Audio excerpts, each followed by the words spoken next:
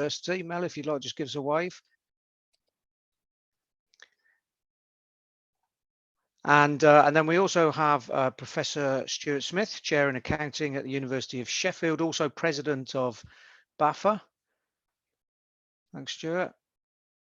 And they're going to give us a couple of talks. Mel is going to look at decolonisation from perhaps a broader perspective for those people, including myself, really, that have not had too much exposure to this subject area. And then Stuart's going to bring that discussion a little bit finer as we move towards concentrating on the accounting and finance curriculum.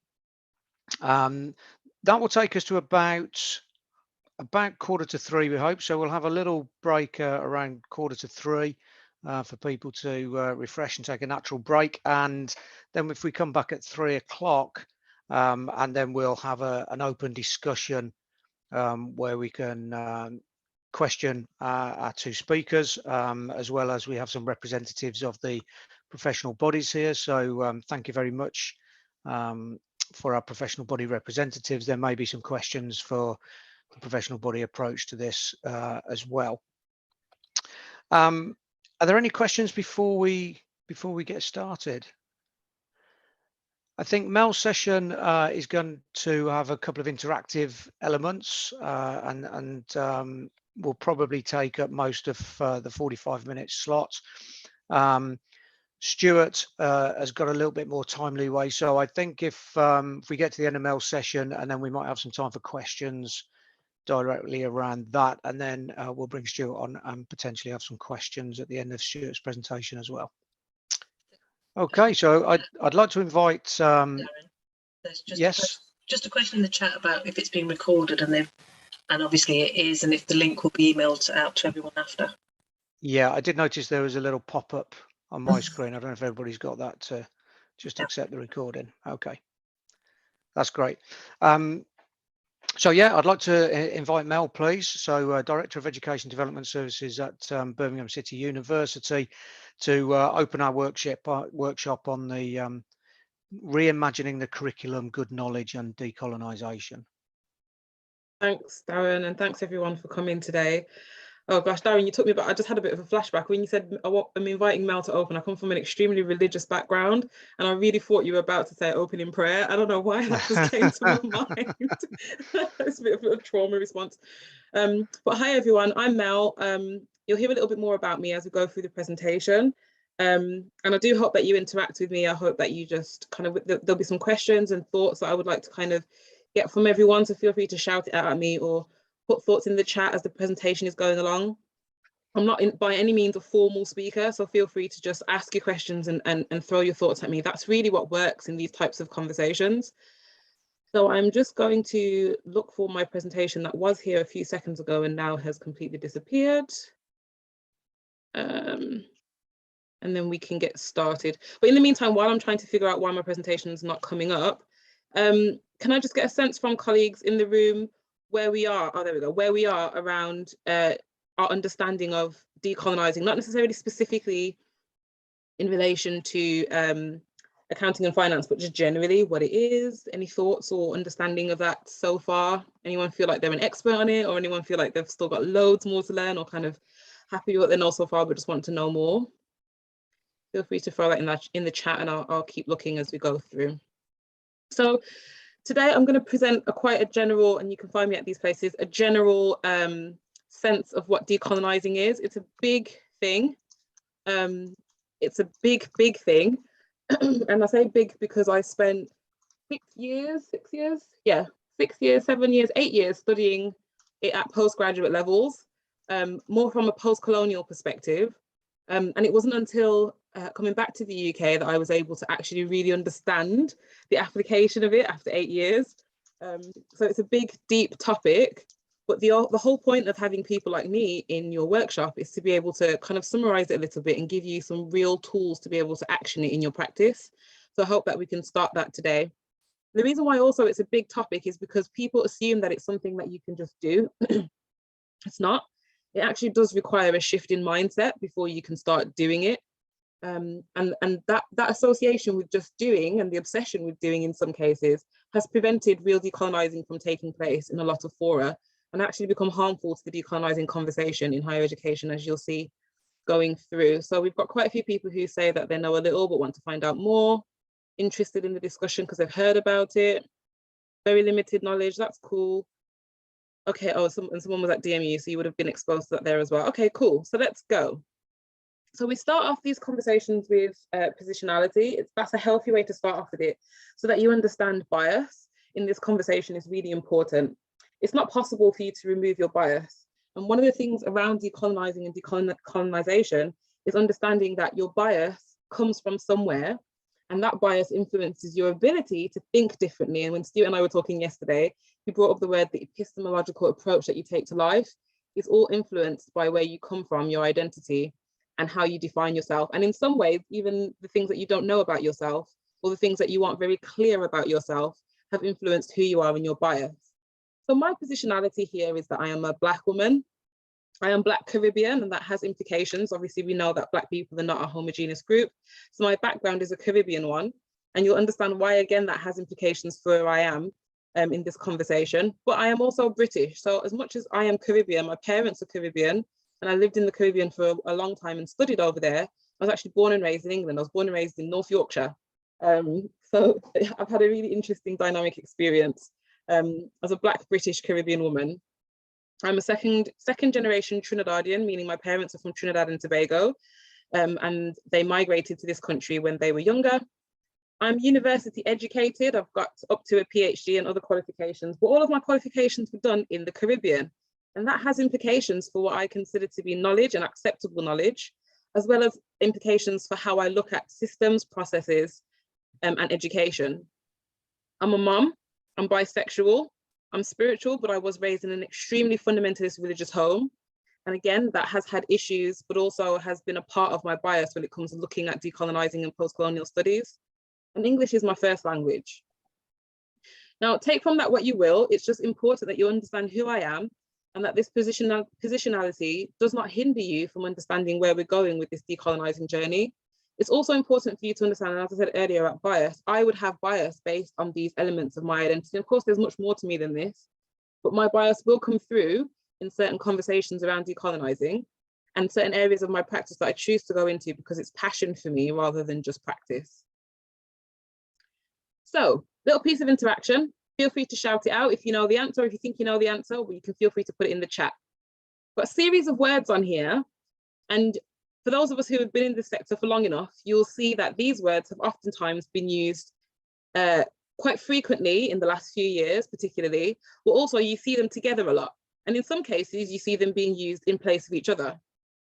So I thought it was really important to start this conversation so we can get some clarity on the differences between these words. And then we'll proceed to speak more about decolonising and understanding why it's different from the rest of these things, these constructs in EDI. So if you want to, feel free to drop it in the chat. Feel free to say there is a difference between them, or I don't know what the difference is. If anybody wants to just put their hand up and say what they think one of these words means, or the differences between any of these words, feel free to do that now. Any thoughts on the difference between inclusivity and diversity, the difference between equality and equity, anti-racism or decolonising? Anybody want to put their hand up and say what they think? I can't see any hands. I don't know if I'm missing something. Yeah, okay, Toby, your hand is up.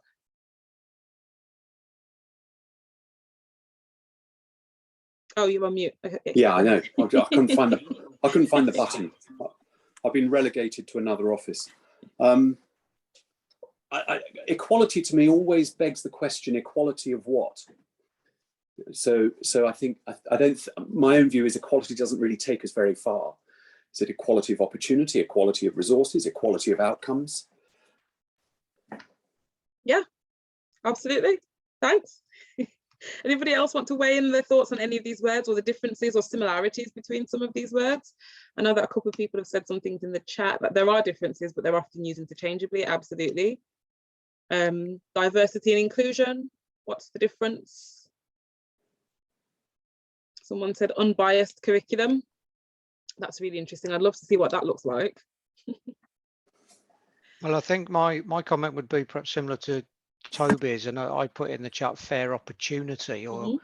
we might say equal opportunity, perhaps as a qualification of equality,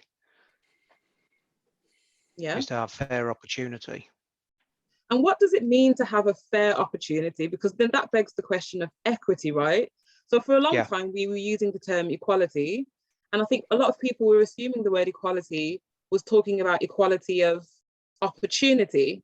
But actually, when you start to dig deep into the equality of opportunity, you realize that there's so much more behind someone being able to take advantage of an opportunity that might be presented in front of them, or even recognize that it's an opportunity that's been presented in front of them. And that's where equity comes into the conversation. Everyone needs something different to get to the right outcome. And then you start to ask the question of, well, what is the right outcome for everyone? Is it the same outcome for everyone that makes it right? Is that equity when everyone has the same outcome? And is that even really achievable? So the reason why I threw these words at you all is because it is, and I'm very frank and I speak straightforward, it's a pet peeve of mine that this higher education sector in the UK has quite often used these terms interchangeably. And anyone who's been on my blog would know that I went on a full-on rant about this not too long ago. And the challenge that I have in large part with this is the fact that decolonising has been pulled into this. And now in practice in the sector, a lot of people are saying that decolonising is about making students feel included. It's about having diverse resources on the curriculum. And while that might be a part of the journey, or even in some cases an end result of the journey, that's not what decolonising is. Decolonising has also been extremely conflated with anti-racism. So in a lot of cases, if you Google decolonising, you'll find universities have put decolonising and anti-racism on the same page. And that's fine. I'm not saying that their marketing is incorrect, but it sends the wrong message. And again, while these two constructs are extremely related, they are not the same thing. And they therefore require two completely different sets of skills and therefore have different outcomes when you're working on the two agendas. So all of these words are important in making sure that our curriculum is relevant, that it prepares our students for real life, but they're not the same thing. And it's important for those of us who are in this workshop and those of us who are carrying on work around decolonising to understand the differences between a lot of these core areas. And even yesterday when Stuart and I were talking again, it's that thing of decolonising oftentimes gets put inside the EDI work, inside of the EDI team. That would be, in my view, extremely inappropriate because of the nature of what decolonising is. It's not a compliance issue. I just want to pull upon somebody in the chat saying decolonising is removing politics and favouritism from a certain phenomena. It's a good question, and I'll come back to that. And there, I'll briefly say, in decolonising, yes, there is an element of removing some things, but it's not necessarily removing it just for the sake of it being about whiteness or any particular thing. It's about removing to make place for something else, and that something else is supposed to be accurate.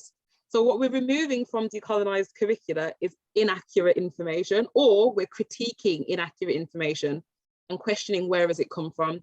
And that fundamentally is the essence of decolonising. It's that thing of what is good knowledge, who gets to determine what good knowledge is, who gets to determine what's acceptable knowledge, and who gets to determine what's official knowledge. And in the context of official knowledge, we're talking about the curriculum. So I'll move on. Give you a brief history of colonialism, and it's in the title, right? Decolonising is about looking at colonial legacies and addressing them. So I'm just going to give you a brief insight into where it's come from. So for those of you that don't know, the primary goal of colonialism was an economic goal. So we all know what colonialism is. Does anyone not know what colonialism is or was? Or does anyone want me to just briefly explain what colonialism looks like, what it was? I think that might be useful, Mel. Yeah, okay. So for those of us who aren't really clear, colonialism was the work of an empire. So what you would find in European countries, particularly European countries, and we're talking about that, that's primarily what we talk about when we talk about decolonising in the UK. Countries like England, countries like Spain, countries like France decided to go and explore the rest of the world. And in that exploration, they said, we're going to civilize the rest of the world. And in that civilization, what they really meant was we're going to dominate it. We're going to go over to these different territories, look at what we want from there and take it. And that was an economic exploitation. It was intentional. It wasn't an accident. It wasn't that Christopher Columbus decided that he was going to go on a ship and happen to fall upon an island and say, oh, these are lovely people. I'm just going to get to know them and work with them to develop their land. That's not what happened. And so what we found was countries like the UK, well, like England, Spain, France, they decided that they were going to expand their empires, which is something that has been happening for years. But in the process of doing that, they found countries and places in the Caribbean, in India, so the Indies in India, and in Africa, and in some cases, even Ireland, for example, and they decided that they were going to go into those places and take it over for economic success. So the idea was we want to make more money for ourselves from these places. Now, in order to do that, they had to go into someone's home and take over their home. They weren't given permission to do this. And obviously, you're in your house, those of us who are working from home today, and someone comes banging on your door and says, this house looks nice, I'm going to take it from you, and I'm going to use it to exploit your children, and I'm going to exploit your land, and I'm going to build whatever I want all over it. You're going to resist, right? You're not going to say, okay, yeah, that's fine, sure, no problem. You're going to resist. And it was in that resistance that you started to see the violence towards Indigenous people coming as an intentional action, where they were a barrier. And the barrier then moved from just the people to the culture, because the culture then said, well, we're different to you. Our ways are different to you. We're not going to change our ways just because you've come in. And so it was intentionally subjugating the minds, the people, the physical people and the places that didn't belong to the UK or England, and didn't belong to France and Spain, and taking it over and saying, we want this for our financial success. Racism came after that. And that's where we start to see the relationship between racism and decolonizing, and anti-racism and decolonizing, because they had to find a way to make the Indigenous people in these countries accept that they were now taken over. They had to find a way to justify their concepts of civilization being taken to these countries and completely eradicating the culture. And those of us who have looked at post-colonial studies will be able to understand the systemic ways that this was done. And what we've been able to see in post-colonial studies is that the systemic ways it was done then at colonialism are still the same systems today in the UK, for example, that continue to marginalize people who are considered oppressed in decolonizing. And that is in things like anti-racism, women, and so on and so forth. So it made sense as a result of the need for economic success, or the desire, sorry, for economic success and domination over these countries and these places. It made sense to create laws and to conduct these atrocities against Indigenous people to make it easier. And eventually what you found was those who were the oppressors, the people who were in pursuit of further empire, they started to internalize it and to really justify their behaviors and the atrocities that they did, because it was their way of saying, actually, we're in control, we're civilized, we know what we're doing, and they don't. And so the empires grew at the expense of people like my ancestors. And this is where you will start to see why it's important for me to talk about my bias.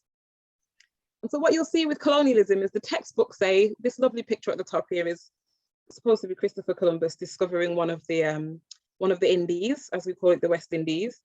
And what colonialism actually was a lot of murder, it was a lot of rape, pillaging, and unnecessary hatred towards Indigenous peoples. And actually, for those of you who've been following conversations about Indigenous peoples, you'll see that in Canada, they've made massive inroads in this conversation, recognizing how they've absolutely done some really horrible things with the lands and giving the lands back in some ways to the Indigenous peoples. And there's that respect. I was at a conference in Canada not long ago. There's a lot more respect around the use of the land because they recognize that it was violently taken away from the Indigenous communities in Canada.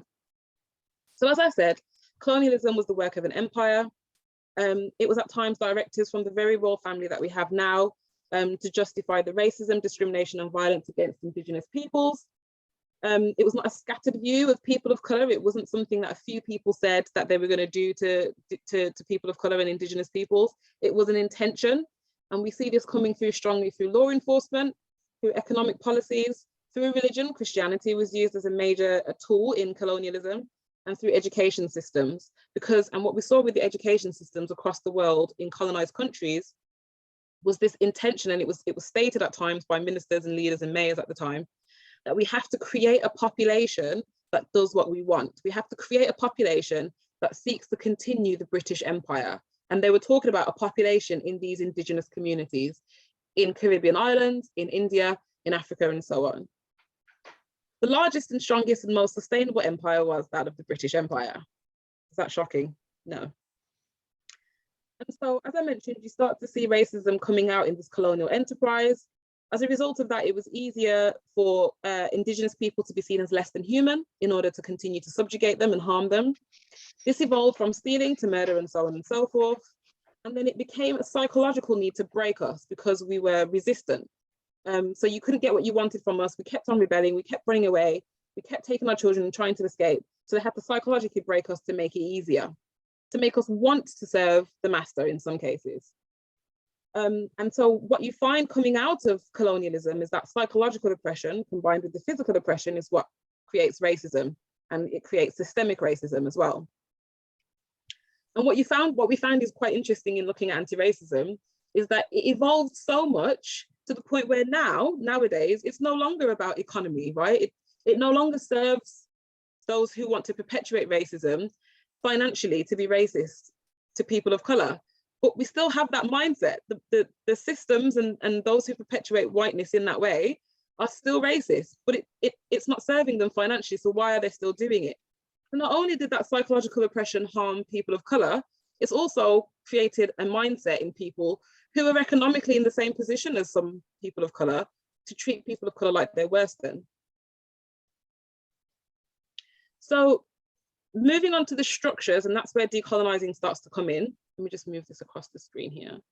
Post-colonial discourse has been able to highlight the ways that colonialism created whole societies that perpetuated colonial ideologies. And those societies can be very clearly seen in education, in religion and use of language, culture, and legislation and policy. And this is where we start talking about systemic structural problems why we need to decolonize. These were the major vehicles used to subjugate, to make people feel less than, to make them feel stupid and that they couldn't be educated, and to keep them in the lower classes of society. And so again, this is where you start to see how clearly anti-racism and decolonizing can be conflated, but they're not the same thing.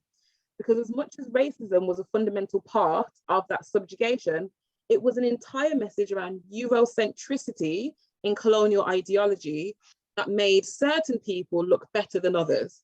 So it was more about Eurocentric thinking. It's that thing that England is the motherland, Great Britain is the greatest place on earth, and we should all aim to be like the royals or the leaders of that type of society. That's problematic.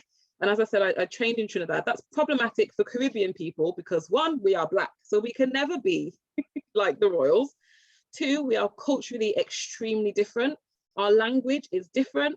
The way that we worship is different. Our education system is different, but it should be different. And so what we see on a day-to-day and how we relate to the world in the Caribbean, for example, is very different to how it happens in England. Similarly in India, similarly in Africa, it's different, it's unique. So can anyone think of any examples of structural racism or structural bias and problems that create marginalization for people who aren't traditionally what we would consider Eurocentric? And by Eurocentric ideologies, we're talking about male, middle to upper class, and white and Christian. That was the ideal that was positioned in front of everyone. And we can see that with the whole conversation around the white Jesus, if anyone knows what that was about. Yes, so someone in the chat has said that the French mandated French language in Algeria and prohibited the Algerian national language. Yep, and that's exactly what it is. And that's an amazing comment because, again, when we look at the education systems around the world from a post-colonial, decolonial perspective, language was a crucial element in that subjugation and that colonial ideology. And I was saying not long ago in a workshop, to the point where it was only about 20 years ago in Trinidad and Tobago that we reviewed the national curriculum to make it relevant. Because up until about, I think it was the 1990s, people were still doing GCSEs out there. Now that sounds great, doesn't it? That you can still get a British qualification in the Caribbean. It's problematic for a number of reasons, but largely because of the language. So for example, a child in the Caribbean doesn't understand what a field is. They don't talk about trousers out there, but when they don't have 4 seasons out there. But when you create a curriculum that talks about British existence, take it whole scale and transport it over into the Caribbean, a child is now having to learn a whole new system of life in order to get a qualification. Does that make sense to everyone? So you're doing your GCSE, you're writing your exam, you're preparing for your GCSEs, but you have to talk about and learn about things that have nothing to do with your real life experience. You have to learn about 4 seasons where your whole life, all you've ever had was 2. In the Caribbean, we have rainy and dry season. There's no such thing as snow. Most of these kids have never seen snow. And so that's why the language is so important and it's so problematic, because out of the language spurs culture, spurs understanding. And so what happens was children weren't passing the GCSEs, and you started to see a divide in class because it was only the smart ones that could get GCSEs. No, it's because the GCSEs weren't relevant. So we've got some people saying here, you can be head of XYZ department only if you're a male white British. Shh, don't say that. That's not true. Equality legislation says otherwise. Irish people in the past were not allowed to speak Irish. Yep. This continued for years, including my own schooling. I didn't, yep, absolutely. Yep, absolutely. And so we're seeing here some examples, personal examples of how people's cultures were subjugated intentionally by empire. So, but then these are personal experiences. I'm going to go on to talk a little bit more about some of the structures that we see. Put the chat down. So most of structural oppression is upheld through institutions and organizations that make up society. And so when we talk about structural oppression, let me just make sure I break this down for everyone. You've got racism, let's say, for example, we've got oppression that takes place one-to-one. So I'm talking to you and I'm saying, for example, we had this case at our university long ago. A woman was going for promotion. She's been working at the university for many, many years, going for promotion. And she said to her line manager, can you support my application for promotion? He said, no, I'm not going to support it. I'm not going to give you the opportunity to get through. It's got nothing to do with your performance. This is just not a woman's world. In 2020, can you believe that, 2022, can you believe that people are still saying things like that? So that's a case of one-to-one oppression. And he was using his power as her line manager and as the head of the department to stop her from getting what was rightfully hers, the equality of opportunity and potentially the equity of outcome. That's a one-to-one interaction. When we talk about structures, we're talking about the way that systems in society, organizations like universities or the system of higher education can perpetuate this oppression. And so oftentimes we see the symptoms of it, and sometimes we see the outcome of it, but we don't actually understand yet what's really going on that's causing these outcomes. And so structural oppression is things like the education system having an outcome that, let's use higher education, having an outcome that means for the past 15 years, we've had an awarding gap between students from certain ethnicities. That's a structural example of oppression. Or for example, the amount of Black inmates that are in prison that are potentially actually cases of mental health, but have been locked up under criminal offences. That's a system of structural oppression. It is a result of one-to-one interactions, but the structures and the systems in place in our society don't work in the favour of the oppressed, marginalised people or people of colour. So the attempts at decolonising the curriculum are in response to this. We're looking at the society and we're seeing that something is seriously wrong in the UK. We're seeing that certain people are seriously at a disadvantage. That includes groups like white working class boys, Gypsy, Roma, traveller groups. What is happening in our society, in our education systems, that's causing these people, these young people, these mature students, to not get the same outcomes as white middle class males? And why is it always that group of students that are most successful in higher education as compared to their counterparts? That tells us that there's something structurally wrong with the way that we offer education while saying that it's education for everyone. And so as we say, the oppression is not about racism, although racism is oftentimes a symptom. Eurocentricity is the problem. It's that concept that England is the greatest, England is the best source of knowledge, and the way that we do things here is the best way of doing it. And actually, it's really a difficult conversation with decolonising and post-colonial discourse, because what you'll find is there's a lot of people here in the UK who are doing this work and looking at it, but actually in the Caribbean, the mindset at times can be so colonial, and the same thing I know occurs in Africa and India as well, so colonial, so much that the motherland is England and that we have to do everything we can to get over there and to be like them, that having these conversations that we're having today are really difficult. So, systems, anybody? I've put BCU up there just because that's my university and I can't accuse another institution of being institutionally racist, although I probably could, but I wouldn't. These are some systems that we have seen in the last, let's say, 2-3 years in the UK that we can see the symptoms and the outcomes of structural bias and marginalisation. Coming from a anti-racist perspective, you've got healthcare, which is the system. You've got hospitals, which is the institution or the organisation. You've got Black women who have disproportionate deaths in childbirth, disproportionate number of miscarriages. Black men are disproportionately affected by prostate cancer. So is the healthcare system working if these are the types of outcomes for for all of its citizens, disproportionately? And I just saw another study a couple of weeks ago coming out of the NHS, and it was showing how people of colour, particularly Black people, have the longest waiting times on average, when it comes to the 5 worst types of cancer. And that has therefore implications for the outcomes in terms of care and therefore the number of deaths that's disproportionate for Black people. Higher education is the system. Education is the system. Universities are the institution. And I've mentioned the ethnicity awarding gap, particularly at BCU, and I know this is the case for a lot of other institutions. There's higher attrition rates for Black students, better graduate outcomes for white middle-class students. The justice system. The system is the justice system. You've got the police service and law enforcement. That's the institution. And in some cases, educational institutions have got a part to play in this. Does anyone know about the case of Child Q? Anybody heard about that case? It was about a year or 2 ago. Maybe it could have been last week for all I know. I'm really bad at time since lockdown. So a couple of people are saying horrific. Yeah. So, you know, and Hayley, you've said it's really shocking. It was disgusting to read about it. And I'll briefly explain it to those of you who don't know. It was disgusting, but it wasn't shocking. For some of us, it wasn't shocking at all. So for those of you who don't know, Child Q was a case of a teenage girl who was Black. She was living in London. She was studying in London. She was actually a pretty good student in her school, by all accounts.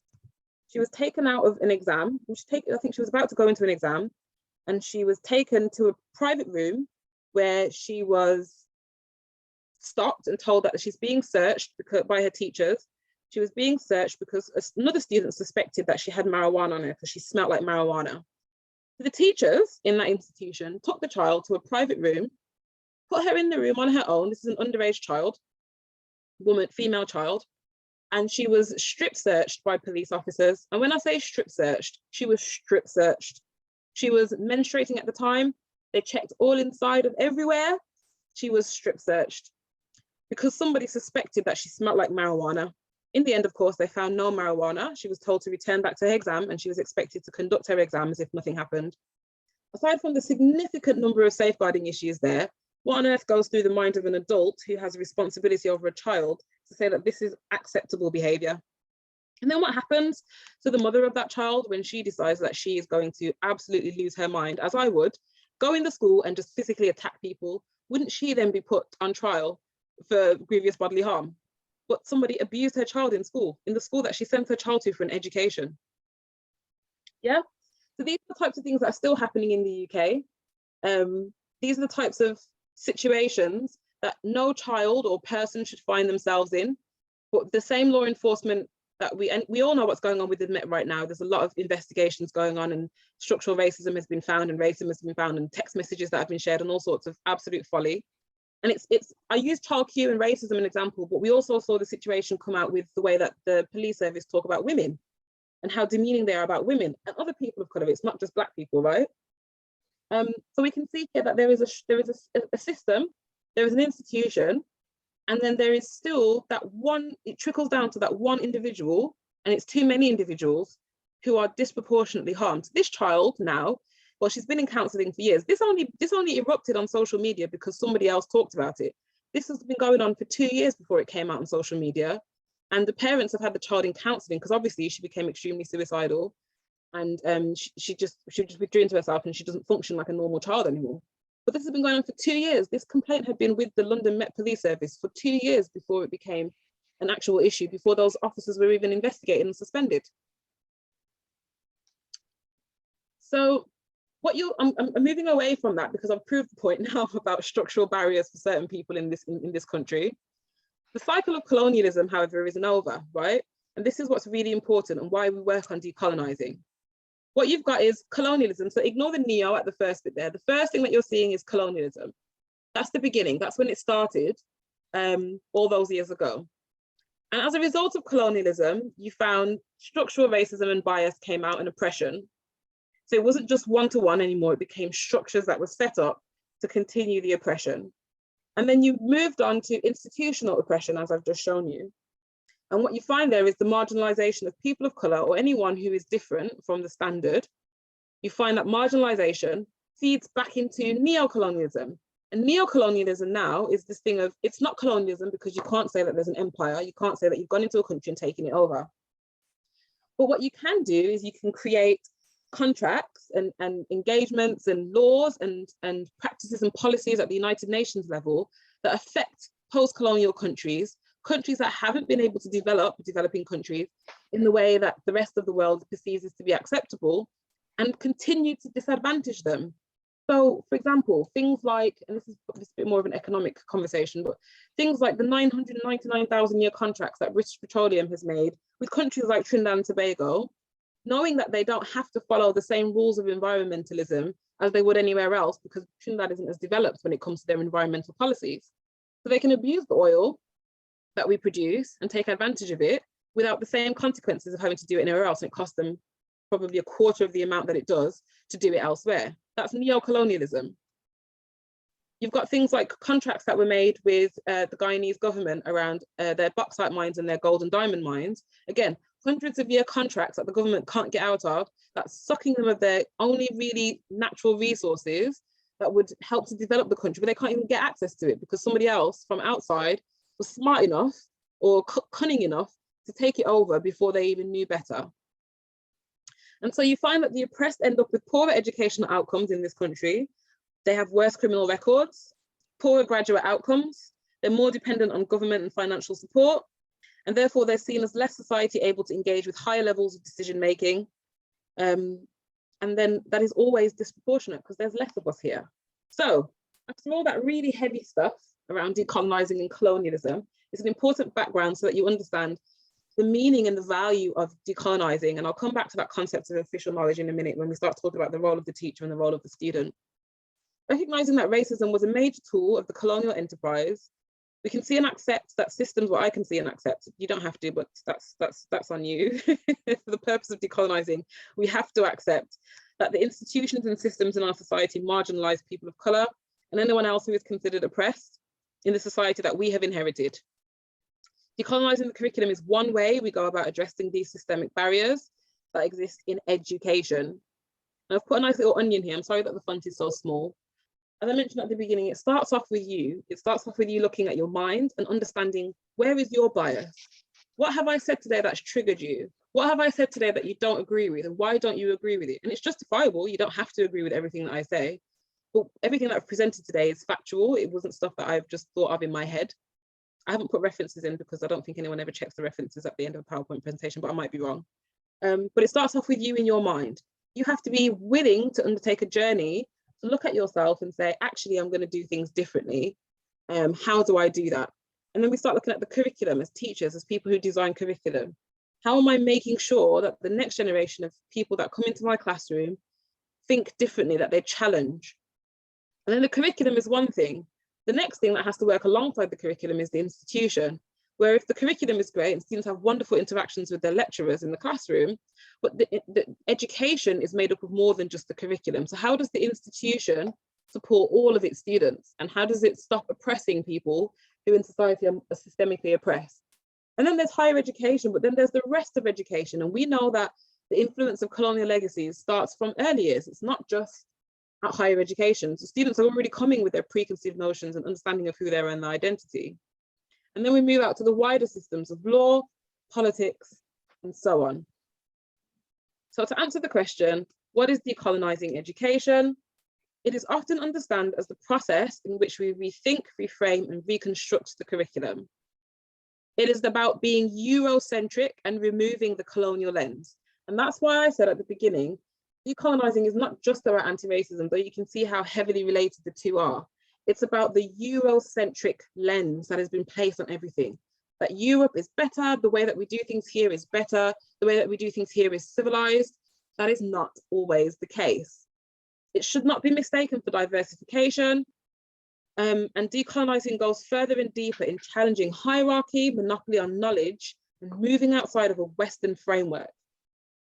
And the monopoly on knowledge is a really important thing, particularly for those of us who are researchers and academics, because the way that we have been taught to accept and understand and agree with what is acceptable knowledge in and of itself has been colonized. It is a colonial way of seeing the world. It's a colonial way of seeing what is good knowledge and what isn't good knowledge. And we have to break that mold, which is going to be a massive piece of work, but we have to be intentional about changing what is considered acceptable knowledge. Even the concept of peer review, which for those of you who have ever submitted a paper for peer review and have had it rejected based on absolutely no justification whatsoever, you would understand. For myself, it's a constant battle whenever I submit publications, because I'm talking about something that oftentimes those who are reviewing have got no concept of. And so they dismiss it or they challenge it without understanding why. Or they ask me to put something in there that shouldn't be in there because they don't understand that it's not about that Eurocentric perspective. So these are questions for you now. What is the role of the student? Feel free to put your hand up and put your feedback in the chat around what you think the role of the student is when we talk about decolonising and decolonising in that context of education. How does decolonising affect our students? How can the students effect change? What barriers exist for our students in decolonising? And what are some of the ways in which our students have been successful in decolonising? Do we need to shove it in their faces? Do we need to tell them that we're decolonising in order for us to decolonise? I've seen a question come up in the chat. So while you're thinking about these things, somebody feel free to put your hand up. I'm just going to read the question. Where, in my view, does one draw the line and distinction between systemic capital and colonialism? Is decolonising possible in a climate of accumulation? Yep, great question. Great question. And it sounds a bit counterproductive for me to say, but I try to be honest in all things. I don't think it's possible to decolonise, and that's largely because of the influence that colonialism has had. So I'm talking to you now about decolonising. I have been fortunate to have both a British but also a Caribbean experience. So I've had first-hand experience of the implications of colonialism, but I did that from a British perspective. I can't get rid of the first 17 years of my life that I was here before I moved. Do you know what I mean? I can't get rid of that. I don't think we can, and somebody, I can't remember who said it, but they were doing some research around decolonising and post-colonialism. And they were saying, by the time we get to the root of the real implications of colonialism, it will be in the next 500, 600 years. By then, we would have been so colonized in our ways, in a lot of ways, and so ingrained in our colonial thinking, it's never going to really be undone. But the point of decolonizing isn't to undo everything that colonialism did. While there were some atrocities, there were some benefits to it. The idea isn't to undo it. The idea is to look at the legacies that continue to oppress people and to address them and stop them as much as we can. I hope that kind of answered your question. Somebody put their hand up and then took it down. Yeah, Joan's got her hand up. Hello, Melanie, very interesting. Coming from Northern Ireland, I can appreciate all of this here. I know it's not probably as bad a situation as in other countries, but we're so bound up in equality legislation and everybody's so afraid to say anything that, you know, you'll get the sack if you say anything. You don't speak out at all because we've had so much of this Protestant Catholic thing. So this all has to be managed very well, I think, in the classroom. That's perhaps only certain people take it on. That would be my view, because I wouldn't want to take it on, because you could end up you know, somebody complaining to the Vice Chancellor about you. But it's just a thought that it's quite dangerous. I agree it has to be done, but how do we do it? Yeah, and you're absolutely right. It can be dangerous, especially for those of us who take it on full force. And we, I guess in some ways, don't really want to have to care about the consequences, but we have to. My partner works in this field as well, in his particular subject. And it's the same conversation that we have. And again, this feeds into that comment earlier around, can we really decolonize? The reality of it is, the nature of the structural bias that exists in countries like this is so heavily ingrained. It's amazing that this topic and this conversation has taken on the way that it has, but it will always reach a ceiling when it starts to have implications for those who are in power, when it starts to have serious implications for those who are in power, for their pockets predominantly, it will become even more difficult. And we're starting to see that already with the way that Michelle Donnelland recently attacked universities for taking on equalities charters and so on, decolonising, and she totally dismissed it without actually knowing what she was talking about. And a number of others have done the same. So I agree with you. It's not everyone's responsibility to bear in that way. It's not everyone's responsibility to become a post-colonial researcher and to learn about decolonising in order to be an expert. Just like it's not everyone's responsibility to do that with sustainability or with whatever. That's why there are subjects, that's why there are specialists, that's why there is practice in certain areas. But the idea, and I guess the best way to look at it for me in terms of what everyone can do, is not necessarily telling your students, and this is where it comes to the question, do we have to shove it in their faces? But it's that thing of being able to challenge and ask questions and say, actually, my experience was different, or actually, I was taught something different from my parents. It's that thing of, yes, being inclusive and allowing students to feel comfortable in the classroom, that they can have some conversations, certain conversations, with the limit that you place on it, because you've got the autonomy as the lecturer. And I remember when I was at SOAS before, I was at BCU, and there was an incident with our director, and he made a comment and he used the N-word in a public meeting. And a lot of the lecturers afterwards were saying, I don't feel comfortable to have this conversation with my students because I wouldn't know what to say. I don't know how they feel. And frankly, it was just absolutely an unnecessary situation. And so in those spaces, they brought someone in. Another challenge with the decolonising that you brought up is that thing of, in the UK, we educate students from all over the world. And one of the things that I observed, particularly with my Caribbean experience, was around the LGBTQ plus community, where there were a lot of students in the Caribbean. It's much better now, but it's a very hateful space. It's a very homophobic space. And so you found a lot of students were coming to the UK and having this amazing 4-year or 2-year experience where they could really be themselves and they can explore their sexuality, and then they had to return home. And there was no support for them when they got home. And then the students, in some cases, were being, they were attacked for it, and they were the victims of violence because of the fact that they had this 4-year orientation into being yourself, and they went back into an environment that was dangerous for them to be themselves in. So it is an extremely complex, tight-knitted situation. I would never advise any lecturer to put themselves at risk or their students at risk. And I totally agree with you. I'm speaking in a very free context where in some cases I can't do that. But we have to be able to use our common sense, but still be able to challenge our students in the name of higher education. Freedom of speech works both ways, which is a whole other one. I'm not getting into the freedom of speech conversation today. Any other questions or comments? I've seen somebody There's another mention, comment from Hafez there. yeah, About students can affecting affect change by learning about the issue and raising their voice. Students may fear raising their voice as they may think their results are negatively effective. Absolutely. And I guess this is why we perpetuate this conversation of, can we be different, please? Can we look at assessment differently? Can we decolonize? Because it's that thing of, students shouldn't feel affected negatively. Their assessments should be designed in a way that allow them to express themselves as much as possible, that allow them to express themselves. Their assessments as much as possible should be designed to allow them to collaborate and challenge together, rather than it just being, I think this, so I'm going to put this in an essay. So yes, absolutely. And again, do we shove it in their faces? Do we have to tell them that we're decolonizing, or do we just give them an experience that's different? Do we just give them learning and exposure to content that's different? And that's where the diversity comes into decolonizing as well. With such massive cultural investment in the status quo, moving this project forward will be monumentally difficult. There are too many, yep, you're absolutely right, Steve. Absolutely right. And I mean, those of us who do this at the institutional level, you know, I was talking to our EDI manager not long ago, and she was saying that people are coming to her and saying, this institution's going in the wrong, senior people, we're going in the wrong direction. We're going in the wrong direction. What is this anti-racist stuff that we're doing? What is this decolonizing stuff that we're doing? This is the wrong direction. And it's that thing of, if you want to think that, then that's fine. Just do it away from me. I don't mind if you think that way. That, you know, I'm not trying to change everyone's life. I'm trying to change life so much that my daughter doesn't have to grow up in an environment where she's marginalized and oppressed just because of the color of her skin. And that she grows up in an environment where she gets to express and bring her culture into the classroom. And she's getting to do that in a way now in a primary school, in a way that she was never, that I wouldn't have been able to do when I was growing up. I didn't think to do it because, as I said, I was raised in North Yorkshire, and I was loved by the white community in North Yorkshire. These people are still my aunties to this day. But there was a big part of who I am that was at conflict because I didn't know how to relate a lot of what I was getting at home to what I was getting in the classroom. And fundamentally, as a principle of pedagogy, your curriculum has to be relevant.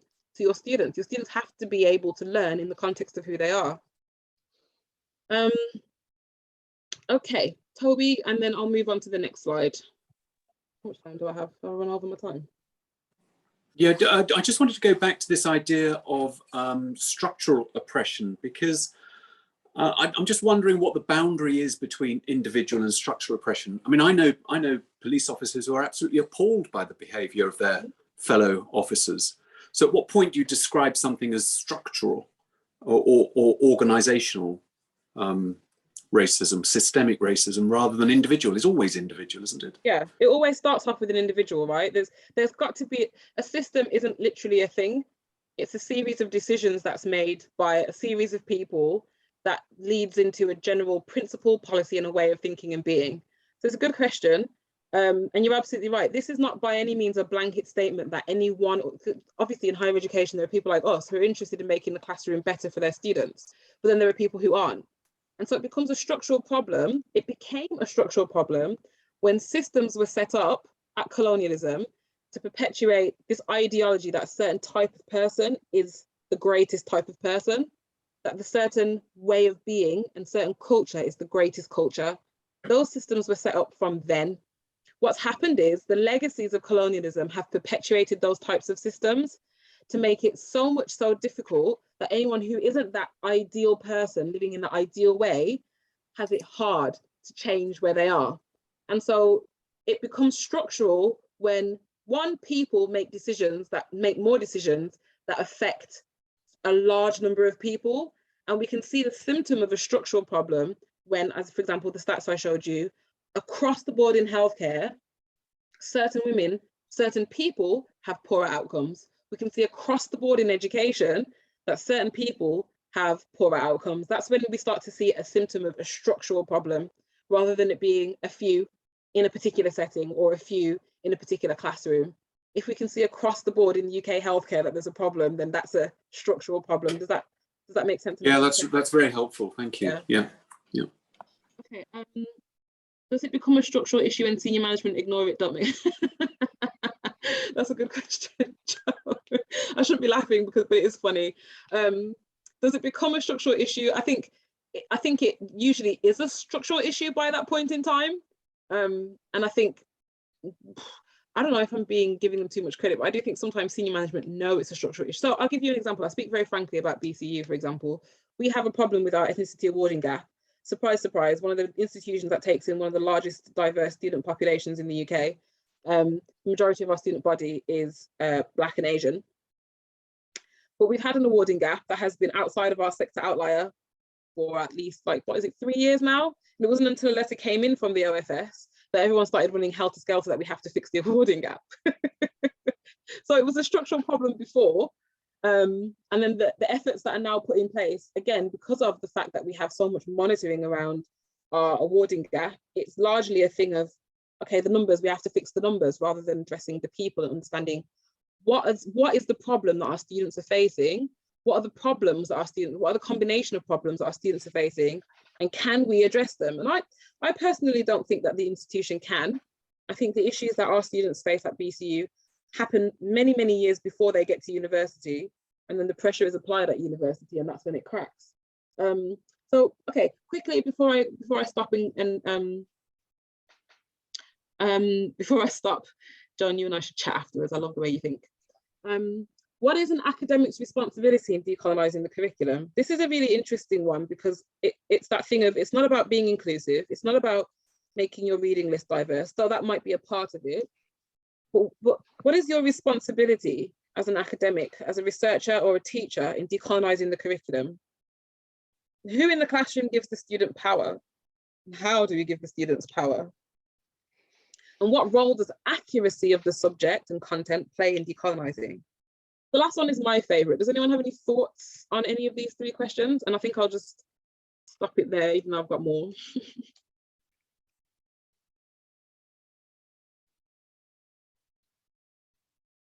Any thoughts on the academics or your responsibility, Joan? Well, of course, I think we have a responsibility because it's something that impacts our students. But again, I think I come back, Melanie, to the fact that to be honest with you, I think if we asked everybody in the room here, do we know what to do? Do we even have a clue where to start? I think the answer would be no. We haven't got a clue where to start.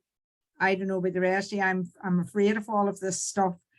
So we do have a responsibility, but I think it's one of those things we really just don't know what to do about it. Why are you afraid of it?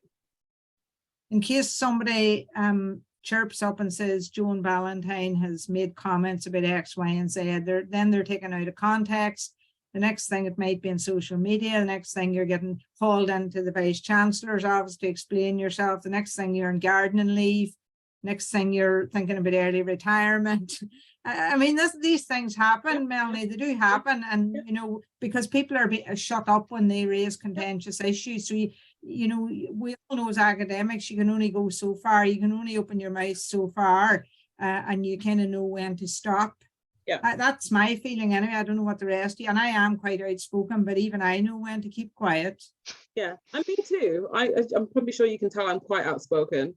And there are times where you don't say what you're thinking, right? In life, as a mum and as a teacher, you can't say what you're thinking all the time. But I think from an academic perspective, and this was an interesting thing that came out of a lecture series that we did at BCU earlier this year, there were lots of barriers to decolonising.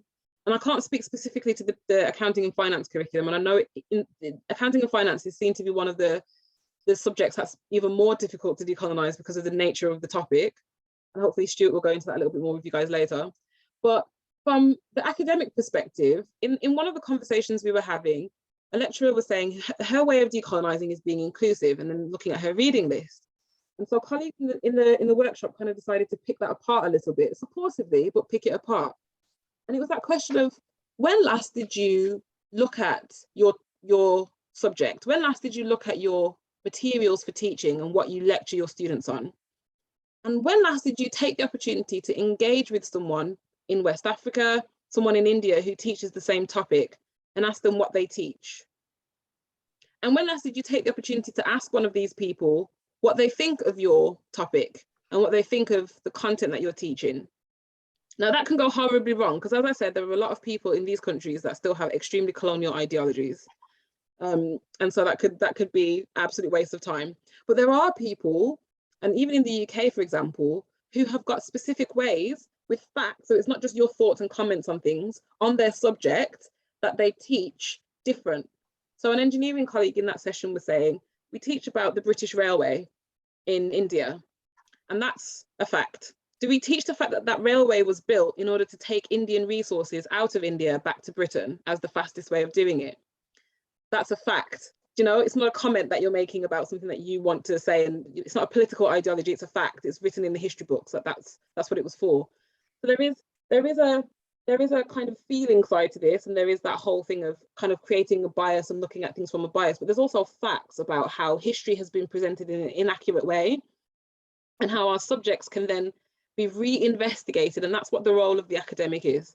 The role of the researcher and the teacher for me in decolonising is looking at your topic and finding ways to find facts in your topic, present history and present your subject in an accurate way, because it's likely that the way that you were taught, particularly those of us who went to universities here, the way that you were taught to look at your subject, whether it was at master's, even bachelor's and PhD, was through that colonial lens.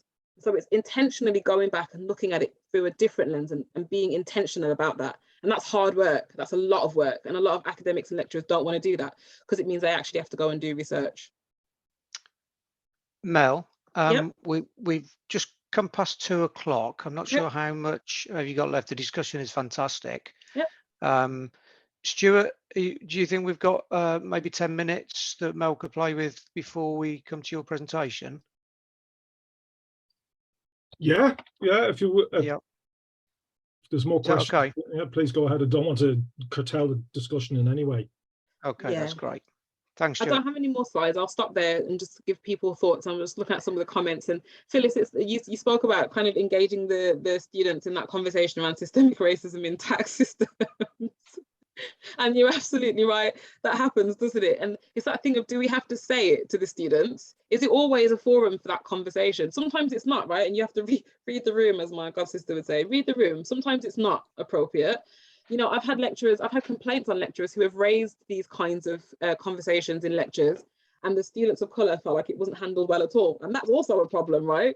And it's kind of like what Joan was saying, you say the wrong thing, trying to mean well, and then you end up in a crappy situation. And so you do have to gauge. Fortunately, I was involved in that investigation, so it wasn't about kind of putting the hammer down on the lecturer. It was about, coaching them how to deal with these types of conversations. But you're right, sometimes the students don't want to engage with it. And Steve and I were talking about this yesterday. Do we tell the students that we're going to decolonize today? Not always. I think sometimes it doesn't work that way. Sometimes you have to be a bit more, what's the word my dad uses, tactful about it. So sometimes if you go to them with the word systemic racism, everyone's going to look at you like, oh crap, not this today. I don't really want to deal with this today. And for some students, they're not equipped for that conversation. So thank you for sharing that, because it is a fact. It's a reality that we have to face, and it's something that we have to break through. It's that thing of, Stuart, again, we were talking about this yesterday. We don't do the stuff that we do in terms of good pedagogy and tell the students about it.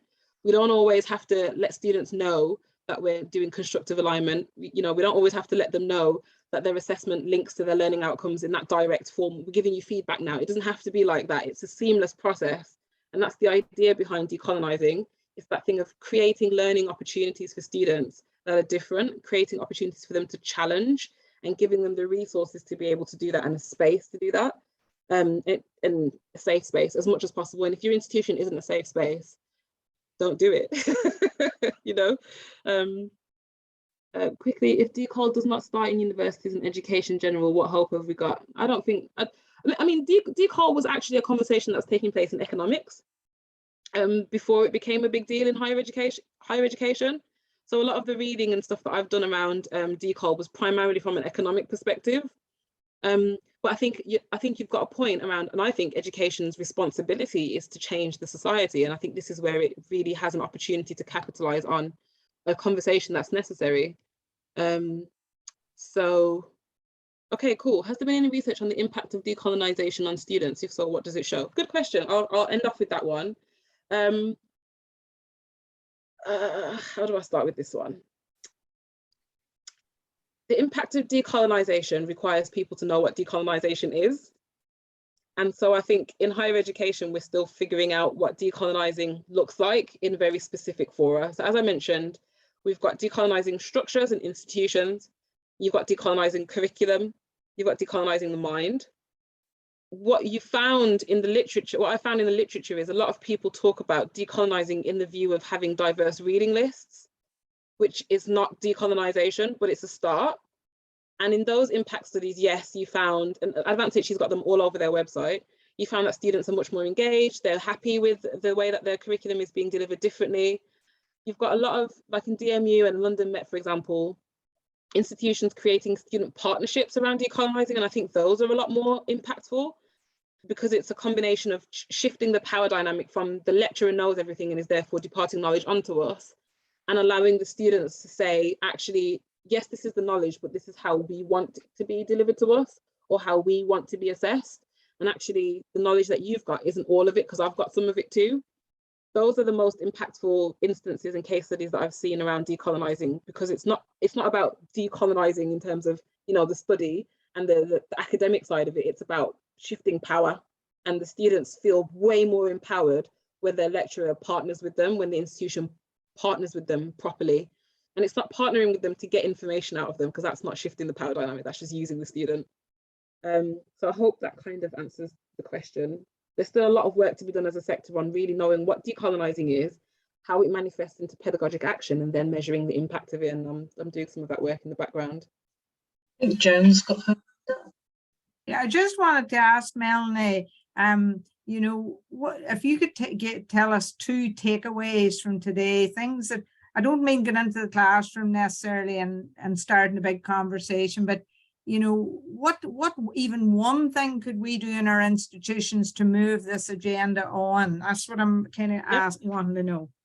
So, and I know Stuart's going to talk to you a bit more about the PSRB bit, so I'm going to stay out of that conversation. But for one, I would say, as an academic, as an educational leader, you have a responsibility to present accurate content to your students in an engaging way. So for one, I would say go away and try to find resources, reinvestigate your topic, find people who can have this conversation with you about the content that you deliver, and looking at it from an anti-colonial, decolonial, whatever perspective, make it more accurate. That's one. And the other thing is, from the institutional perspective, one of the things that I recommend oftentimes to institutions is to create knowledge partnerships with other institutions across the world.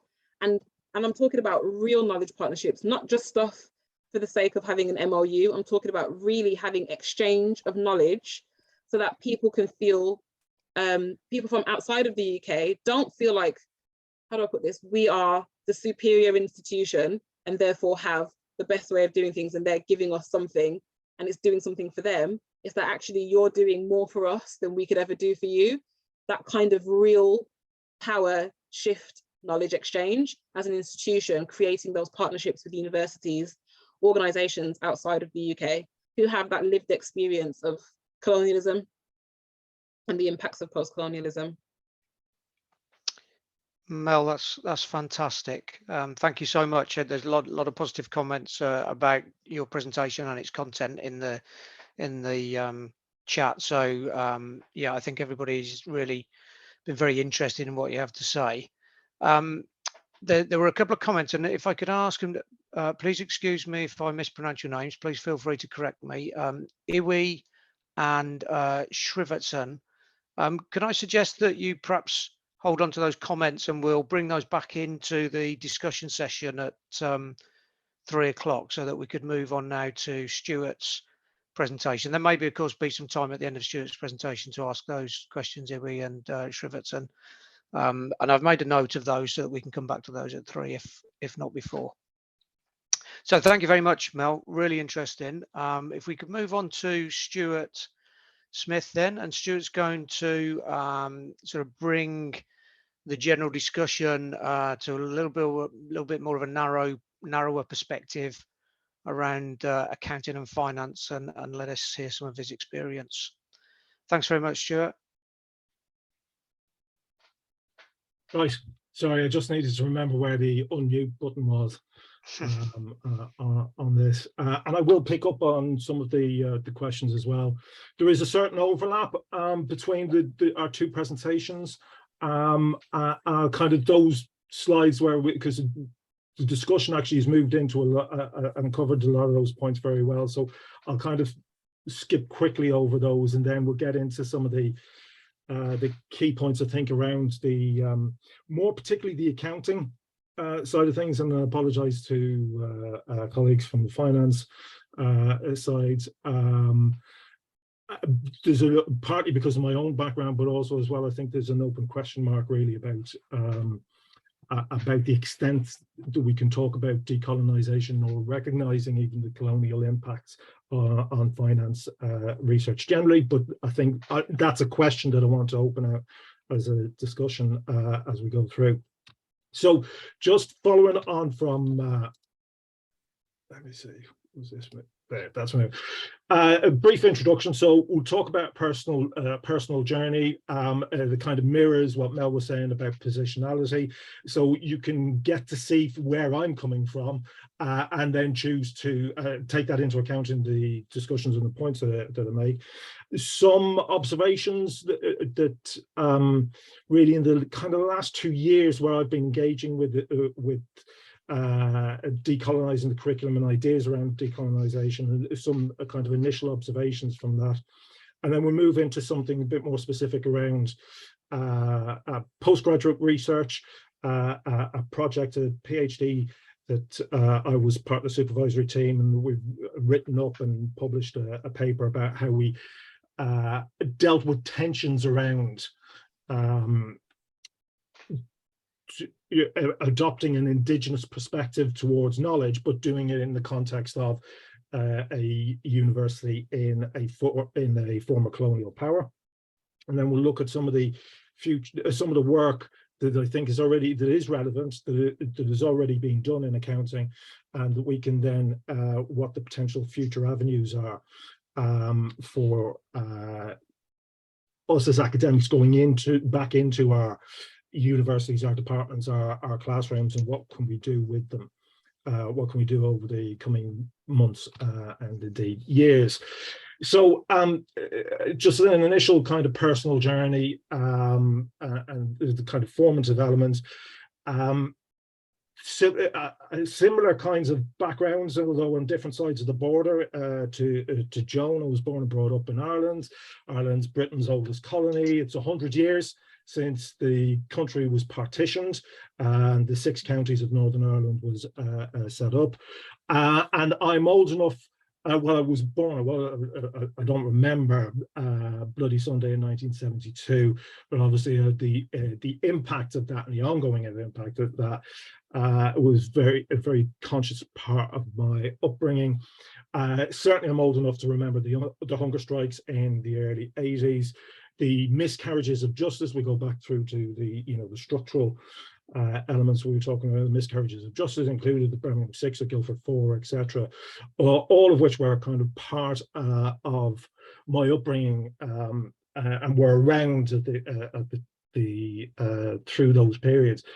I was also, before entering academia, reading socialist writers like James Connolly, and there's a quote that we've got here from Connolly's writing. I thought I'd bring this out because actually what it highlights to me is it's an early example of the kind of colonial and the neo-colonial aspects that we'll talk a little bit about, and Mel mentioned earlier as well, that actually just countries becoming independent does not necessarily lead straight away to a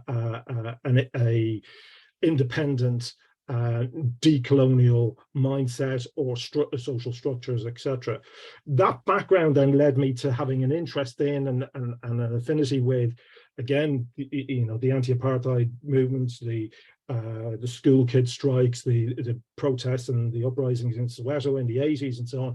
This is all part of my childhood and my background. We looked, when we were looking for alternatives and trying to figure out, what the hell is going on in what we euphemistically call the Troubles, we were looking elsewhere in the world, or certainly my mates and the people around us were looking elsewhere in the world, and it was to the inspiration for the anti-apartheid movement in South Africa, going back to the 60s, the 50s, the 60s, and the 70s in terms of the US Black civil rights movement, and that kind of coalesced into a not a very clear, and I've got a clearer but not absolutely clear understanding about colonialism, racism, and the slave trade in terms of making sense of capitalism today and how the world works today. On a personal journey in more recent times, I'm old enough to remember, because somebody passed the anniversary, I think it was the 29th anniversary of the march at Welling. I'm old enough to remember Stephen Lawrence being murdered, and being on the protests and marching against the BNP's headquarter in Welling in 93, and also having an awareness then of seeing the police murders in the US. Obviously George Floyd is the most high profile one in recent years, but there's been a whole series of racist murders that kind of are scattered throughout my kind of adult life, that had an impact on me, and then as well taking on and this supervision of a mixed Maori Pakeha student, taking on their supervision in 2015, which we'll talk a little bit more about that later on. But and here actually it's interesting because it was Matt, the student, who came to me and the other supervisor, Bill, and said, gave us the reference for Linda Tui Smith's book, Decolonising Methodologies, and said, look, this is what I want to do. And so we had to go away and actually catch up very quickly with where Matt was wanting to go on that. And then, of course, the Black Lives Matter, Colin Kaepernick, George Floyd's murder, and so on, and really crystallizing for me kind of 2 years or so ago was, okay, well, what can I do? I'm an academic, I work in universities. What is it that I can actually input into? And this is where the decolonizing the curriculum actually starts to come in. And what it did, and where the observations I'm going to make over the next few slides come from, is Bobby Banerjee at City University and the ethos research centre there, organised a couple of workshops, one in, I think it was one in July 2020, and the one that I joined was in January 21. That opened out a lot of these debates and discussions. There was 600 people from across the globe actually registered for all of that. I'll put the link in there. I'll send the slides around afterwards as well, because they've still got the pages up and you can see the debates there. And following on from that, we organised a panel discussion at the BAFA annual conference last year, 2021, online. And again, that video is up online. And a lot of the ideas that I'm going to talk about actually come from those sources. So some observations, and this, I think, for me, this speaks to Srivatsan's question. The decolonising the curriculum addresses the problems posed by the political economy of capitalism and the way capitalism is developed, and the ideas that capitalism and colonialism are intimately intertwined.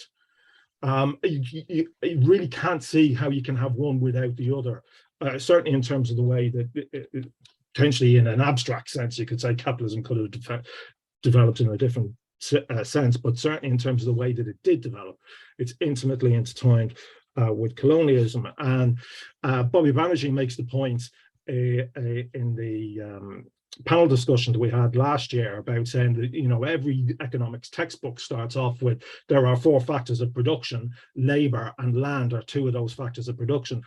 That is, as Mel outlined, that is what colonialism was all about. It was about expanding it into new territories, new lands, you know, into the cotton plantations, the sugar plantations, coffee plantations, etc. And it was about cheap labor. That eventually they started off with indigenous peoples. Actually, I thought it was something that was only kind of Irish when we talk about the kind of Australia being initially colonized by convicts and Fenians.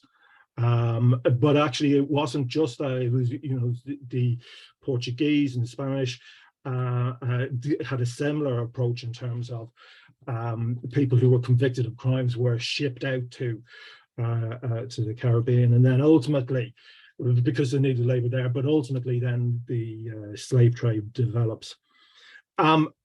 So that's crucial. That's crucial for me in terms of trying to understand decolonization. The point's been made about diversity versus decolonization. I love the quote, so I'll put it up. Angela Davis, not known for mincing her words, about diversity. We need to go further when we talk about diversity, when we talk about decolonization, and it's not just about moving and having more faces, more diverse faces involved. Actually, it's about looking at the social structures. It's about looking at the economic structures, as we were talking about earlier.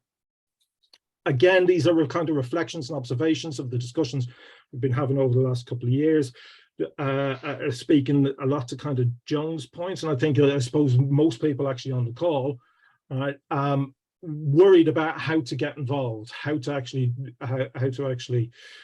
approach decolonizing the curriculum.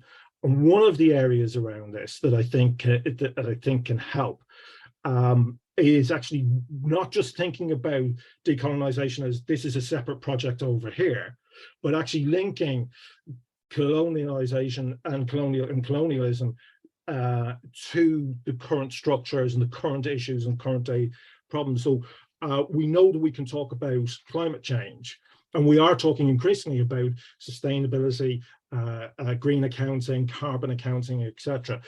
But that, again, we're missing an opportunity there if we don't talk about this in the context of actually the colonial, ongoing colonial, post-colonial, neo-colonial impacts, because we know that the people who are most impacted by climate change are indigenous peoples, are peoples from developing economies who have had the little or no benefit of the way that capitalism has developed and the impact of carbon being spread out into the into the environment. So these are the ways that we can start to think about actually linking together decolonial perspectives or issues around colonialism with climate change, with wealth extraction, with dispossession, etc.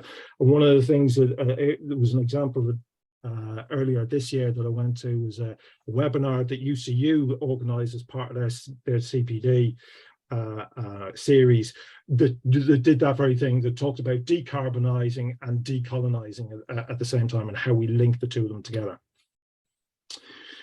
I'm not going to mention the book here, but I was at a book launch that was hosted by a very respected research institute recently, and the authors talked about decolonization. They're using this framework to understand what they were trying to look at, the issues they were looking at, mainly within the medical sciences. And two sentences really struck me that they started off with. One, they started by saying that decolonization is an epistemic project. And I went, yeah, okay, I can go with that. I can run with that. This is about knowledge and ideas and different perspectives that we can have on knowledge. But if we just limit it to that realm, then I think we're not decolonizing. We're just ending up with another, we can end up with another perspective, in the same way as those of us who've been doing interdisciplinary accounting research and critical accounting research, we have a whole range of different epistemological perspectives available to us. So it's so much more than just an epistemic project. And then they went on from that to say that decolonization is not really about the past, but the present and the future. And this I fundamentally disagree with, for all the reasons that Mel was talking about and we talked about earlier. This is about the past. It's about how the past constantly impacts with the present and the present social and economic structures. And then we need to understand that so as we can then start to think about strategies for change. I've got a couple of photographs here to kind of highlight these points about the past and the social and economic structures. And something you recognize the left-hand side, there's a picture of the Colston statue in Bristol. And I'm not putting this up about, you know, we need to, about the whole debate about relocating or tearing down statues and so on. That's not the point that I want to make here. First of all, that is just to explain the photographs about it. Was in 2018 and it was done on the Anti-Slavery Day, and you can see the artwork that was put in front of the Colston statue, which is in the shape of a slave ship, with the way that slaves were shackled in those ships that Colston, you know, was in charge of or and benefited from in terms of the slave trade. But so that's on one side. The reason I bring that up, though, because it speaks. It was part of the Statute Wars, the documentary that the BBC did last year. And in that, they interviewed somebody who was a head girl of what was the Colston High School, a girls' school, back in the 1960s. And she talked about the way that there was great pride that was given over when she was a head girl there to Colston, because Colston was seen as an entrepreneur, a philanthropist, a person who gave charities, who actually gave the money to set up the school in the first place. And she said there was never any sense, never mentioned at all, any idea that he was a slave trader, that he got that's where he got his money from. And they talked about the way that the presence and the way that you look at Bristol and the naming of buildings, etc., around Bristol, all of that actually has been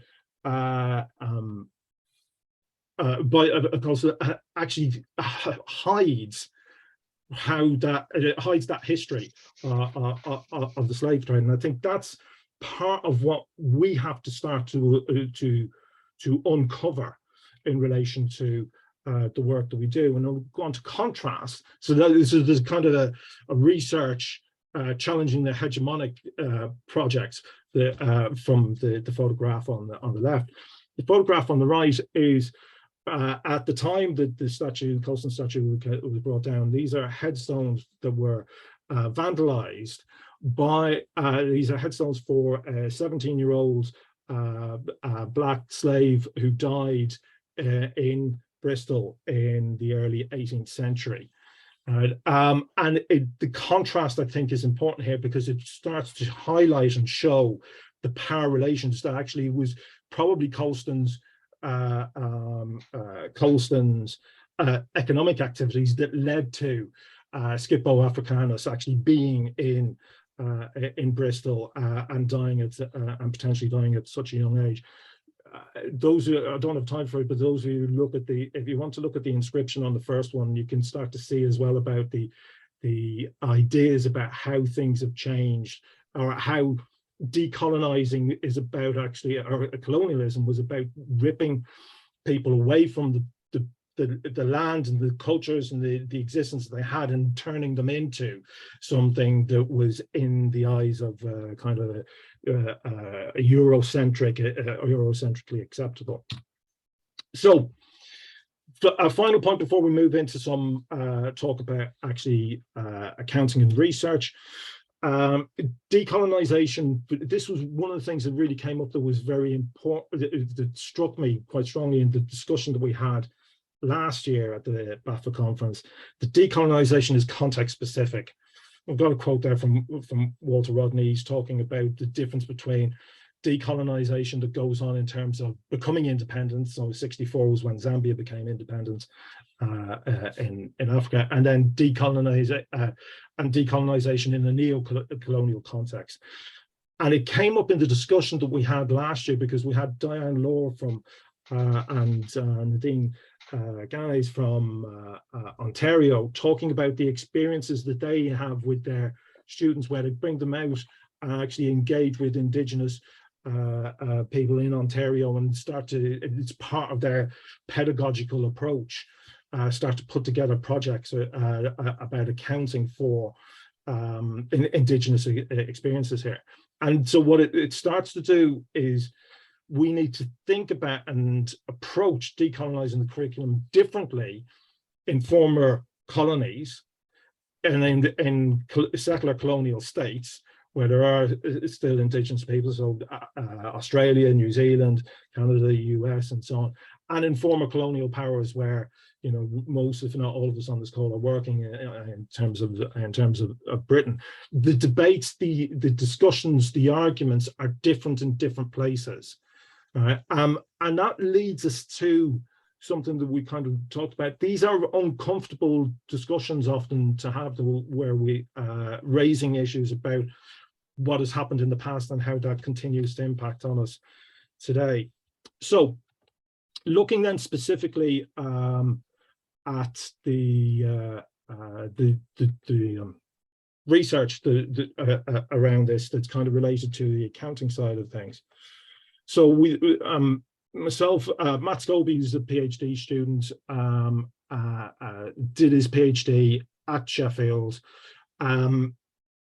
came and was supervised by myself and Bill Lee.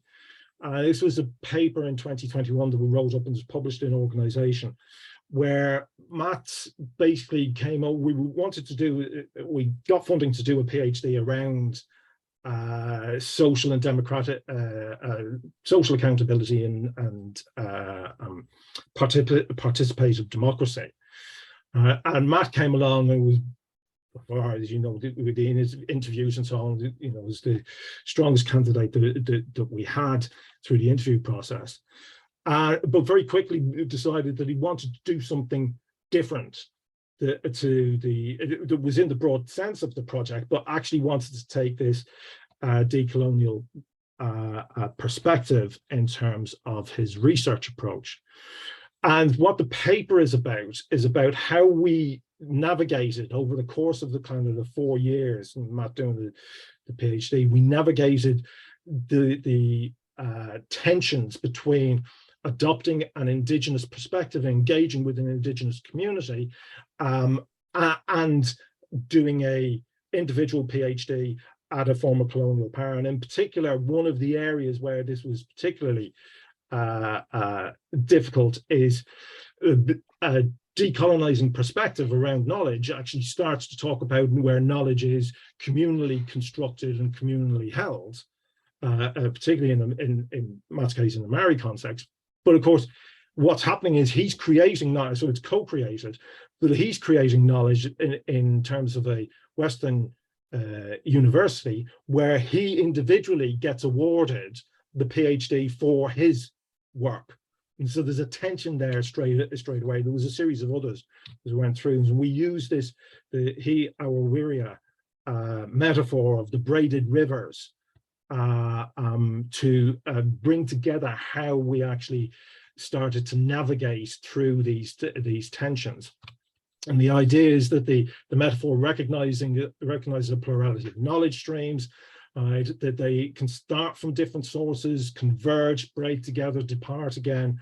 And it's all set in the context as well, which is important in a lot of indigenous peoples, the context of the land that they are actually, that they live in, that they sustain, that sustains them as well. And so it's in the context of from the mountains to the sea. And so in this metaphor, each of the streams maintains its own kind of autonomy and authority, but the knowledge is created at the interfaces. Right? When the streams braid together, that's the point at which you can actually have knowledge that comes together. And what we were able to do in this is, there's two contributions from the paper. One is about the student supervisor partnership that we talked about, and then that kind of strategy for decolonizing management more generally. But also as well, the paper talks about the importance of relational and reflexive research, where we start off as, you know, Mel did and I did at the beginning, we start off with this is our position, this is our positionality, and then we move from there. So that's one part of it. Then some of the work that's already been done in accounting, looking at different aspects, and these, it's almost random that I picked these references, but it gives it a kind of an idea. There is work that has been done. It's not a huge stream. There is a lot more to do, but we have got some papers that we can already identify as working within the kind of neo-colonial, post-colonial, and the colonial perspectives. And so we've got a couple of examples there of accounting being used as a colonial power, as a tool for colonial power, going back to some Tony Tinker's earlier work with Hoogveld, looking at the way that accounting is used to justify extracting money from, I think it was Zimbabwe was well, it was Rhodesia at the time when they were doing the study was set, but I think it was Zimbabwe development company. And then we've also got a more recent example where the researchers have access to the Royal South African Company has access to a full set of records in terms of annual reports, minutes of annual meetings, and basically able to identify the way that the Royal South African Company talked about, in their terms, the natives, and reported about the natives in there. And so you can start to see how accounting is implicated in sustaining that colonial power at the time. We've got examples of tools of post-colonial neo-colonial power, and the example here with Philip Lasso and co-authors talking about the variety of neo-colonialism and the way that's implemented through government reforms, etc. We've also got examples here of a basis of subaltern. There's a small literature about subaltern accounting, right, where people who are being subjected to colonial power actually are using accounting as a basis of resistance. And then some of us will be more familiar, particularly with Marcia's initial work, but the role of the professions in former colonies or colonies at the time, in terms of the role that the accounting profession played in Trinidad and Tobago, in India, and so on. And there are other examples there as well. I think of two more slides. There is also the question that often comes up is about if we're saying, and I think, you know, I agree with Mel here, this is not about decolonizing, is not about crudely taking something away. right? But much more about contextualizing, understanding the histories and of what has actually gone on. But there is also then the other side of this, is about saying, if we're going to critique the Western Eurocentric kind of perspectives and say that there are problems here, and indeed then recognize that actually the colonialism was about ripping a colonial people away from their existing perspectives and communities and knowledge bases that they had before contact. What are the alternatives? If we recognize saying that there are other ways of seeing the world, what are the alternatives that are out there? And so we've got 4 examples down here. We already talked about the Linda Tuiwai-Smiths and her, she developed the ideas around Kaupapa Maori, which is a series of principles around how you go about doing research in a Maori kind of context. The 7 generations idea, some of you know that there was last year we published Opening Accounting and Manifesto, and a number of people had sections within that, and one of the sections that Russell Evans and Marina Barrett talked about was the relationship of Indigenous people's perspectives on nature, and they talked in there about 7 generations. And what the idea here is that the criteria, and instead of the criteria that we have now, which is about maximizing shareholder value in the short term, right? At most, it's about a 12-month thing if we talk about materiality. Evans and Barrett talk about saying, actually, in Indigenous perspectives, there's the decision making that brings in the criteria, not just about what happens in the short term or even in the next generation, but over a 7-generation period. Right. And so when we see that's an idea that needs to potentially can be brought into accounting more and developed further about actually how we would operationalize that and turn them into different criteria. We've got Mercy and Amanzi also in the Opening Accounting Manifesto talk about an African perspective of Ubuntu, which in my understanding, I'm not an expert on any of these kinds of things, I'm just pointing out, saying these are ideas that are out there. My understanding of it is that as opposed to the Descartesian thing, I think therefore I am. Ubuntu starts with I am because we are, right? It is immediately relational and community based, and another perspective that could be brought in and developed further, as Mercy and Amanzi talk about. And then coming from South America, there's a paper in CPA in 2021 by Sobron et al. That talks about the decolonial epistemological movement in South America and South American intellectuals, that includes people that we would know like Paulo Freire, but others as well, that would talk about a different epistemological approach than a Western kind of perspective. So, final slide, some future avenues. One is, I think we have got some research. I think we need to produce more research. Right, and I think this is the route in for a lot of us in terms of the question was asked, if we can't decolonize in higher education, then what hope is there? So if we're looking at higher education, I think the route in for this is potentially through research being absolutely key, because not only do we need to uncover the histories, as we talked about earlier with, Colston, etc. So we need to talk also as well about decolonization. What does it mean? How does it operate? Those questions that were raised earlier about how do we know what impact it's having in terms of our pedagogical approaches. Well, also the impacts of neocolonialism and colonialism on climate change, dispossession, wealth extraction, inequalities. All of these are parts of, as well, of the UN SDGs, so we can frame them in that kind of context to allow funders and potentially to get managers off our backs in terms of saying, where's your latest grant coming from? You can put it in this context to allow then the development of grants and research in this area. Indigenous ontologies, epistemologies, methodologies, and methods, some of which I mentioned on the previous slide. A lot of universities talk about research-led teaching. And what I think that means is that we need to make conscious space in our modules and our programs for this kind of work. We have papers already that we can talk about, that we can bring into our curriculums, and to open up these discussions about decolonising.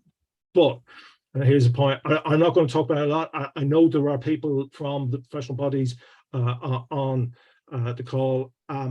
There's a tension here. Because what often comes up is we've become limited by saying we'd love to do this, but there's no space in our modules, there's no space in our programs, because we have to hit the accreditations for the professional bodies. So there's a tension around that I think we really need to explore. We need to create spaces, and this is where I want to thank Darren and the rest of the CDAF committee for opening up this space that allows us to create ideas, to flourish, to listen, to encourage, to build confidence, to learn from each other on this. None of us, I think you can see from what both myself and Mel have said, none of us have all the answers on this. We need to engage with each other and learn from each other.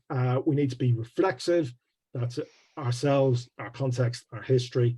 And we need to challenge the current priorities of the higher education policies and systems, the idea that actually a degree is a commodity, that this is just about getting maximum accreditations, that our students are our customers, etc. And we've got a big issue, I think, as well, in terms of pedagogy, and we might talk about a bit about that. I've got a story about that, but I'll shut up and let the discussions actually continue from there. So that's it from me. Thank you for listening. I hope it was helpful, and any questions, comments. I'm sorry I didn't pick up on anything on the chat. The way that the Zoom I've got configured, I can see that there have been chat points, which I'll go through now, but I couldn't see them as I was going through the presentation. Thank you very much, Stuart. Yeah, some really interesting and thought-provoking content there, tied in nicely with Mel's presentation earlier as well, which is great. Sarah, you've got your hand up, or is that clapping? That's a well done to Stuart. Okay, fantastic. Fine. Okay, yeah, I was just looking through the chat. Where were we? It keeps jumping around a bit, isn't it? So Joan had a comment. Structural consequences of colonialism need to be related to present day problems such as climate change, but suspect the majority of those teaching sustainability in accounting and finance are not addressing colonialism as part of their conversation with the students. Hafez, climate change and sustainability. Oh, gosh, jumped again. Where are we? Climate change and sustainability seem to be okay before. Not quite sure what the second part means, Hafez. Do you want to come on and just explain that one? Before teaching UK taxation systems at UK universities. What I'm trying to say here, Darren and Stuart, is part of the colonization seems to be what we teach at our universities. So climate change and sustainability is worldwide issues, and that's absolutely fine. But when it comes, for example, to taxation, and any student who comes to British universities has to learn about UK taxation systems, part of their taxation modules. But how useful are these taxation modules to international students who are going to study here and go back to their home country? So do we take into account to offer those students options like international taxation, for example? So if you are a home student, you study, you are welcome to attend the taxation related to UK. But if you are not a home student, there is another option. So obviously that will incur some restructuring costs and restructuring issues with universities. So that my other question will come later in the chat is, are universities prepared and willing to take this restructuring in order to decolonize part of their curriculum? Thank you. Yeah, I understand the question now perfectly, Hafiz. It's and it kind of fits in with some of the points I was making towards the end. And I'm not on here to to lay everything at the door of the professional bodies and accreditations. Right? I think we need to be much more reflexive in terms of the what we do as academics in this, and we need to find ways of getting away from just teaching accounting, finance, taxation as purely technical activities, because that's a classic Eurocentric perspective on this. That actually this is the reality, this is the technical stuff here. We come up, here's your profit for the year, and look, your balance sheet balances. All right. There is scope within that for us to contextualize, to talk about the social structures, to talk about the economic structures. You know, there's some good work, again, not I would argue not enough, but there's work that's been done over the years by the likes of the Tax Justice Network, by the likes of Richard Murphy and John Christensen and so on, and they talk about tax havens, talk about the spider's web, the way the tax and money is moved around through old colonial structures as well that had been set up. To the benefit of corporations and to the detriment then of countries in the developing world, where, you know, there's the huge extractions of, that's what I'm talking about with the extractions and the accumulation and wealth extractions there. We know we've got stuff that we can teach, you know, that's well-informed research that we can teach. We need to find the scope in the curricula to do that, and that's where I think two sides go on that. One is we have to do that. It's got to come from us, from those of us on this call, and from the arguments that we then have, the discussions we then have with our colleagues in our departments, and when we look at actually what's in our modules and what's on our programs. And we also need to have discussions with the professional bodies to say we need scope in our curricula. We can't just teach all the technical stuff. We need to be able to teach these other impacts in terms of sustainability, environmental, tax-related issues, etc. And that will open up some of the space, excuse me, for us to start to think about decolonising part of the curriculum. But it'll only ever be a partial thing, I think. Thanks, Stuart. There was a point that Hafiz raised about the investment by universities to support this sort of thing. Melanie, you suggested that Glasgow were doing some investment in this area, and then Iwi came on, who I think works, correct me if I'm wrong, Iwi, at Adam Smith Business School at Glasgow. I just wondered, Iwi, if you wanted to come on and just reiterate the point that you made in the chat there about some of the things that you're doing in relation to that. Thanks, Darren. Hi, everybody. I don't work at Glasgow University. Oh, apologies. Sorry for the confusion, but you're right. I did reference them in the comment that I made on the chat, because somebody had, I think, as you say, it was Melanie Marie that had made the point about some of the work that's going on in the sector. And Glasgow, for obvious reasons, having benefited hugely from the transatlantic slave trade, are an obvious university to sort of start unpicking their colonial history and how they've benefited from that, and how that then might influence their existing practice. So I was just making the point that a former colleague of mine, because I used to work at University of Leeds until last year, myself and her have been, we're invited to Adam Smith Business School to do some work around decolonisation. And we did use Indigenous practices, which has been new to me as someone who was trained as an accountant and went through, you know, the usual ways of training and being taught accounting and all the rest of it. So that in itself has been fascinating to learn about all of that, but it does translate and is very relevant to curriculum and to trying to unpick what decolonisation actually means, and what that means both in a historical and cultural context, but what it means to your existing provision and your academic practices. And so rather than going in and saying this is what decolonisation is to us, we've been trying to employ workshops to create space for them to think about what they think it is and how that then might shape what they're doing in the future. Speaking to Stuart's point about it not just being about what's happened in the past, and surfacing it isn't enough. You know, if we're going to deconstruct it and think about like how we then decolonize existing practices moving forward, you need to think about it in future terms. And actually what they said they left with was that they were more confused about decolonisation than they were at the beginning, which wasn't a bad thing in our view at all, because I think when people think they know about decolonisation, they actually don't. They're talking about diversity, global perspectives. And I think Stuart gave a brilliant presentation about just the complexities of decolonisation and the kind of things that we need to think about. So that work's going on at Glasgow. I can talk a lot, sorry. I'll be quiet now. That's Thank absolutely you. fine. Thanks for your input. Yeah, really important.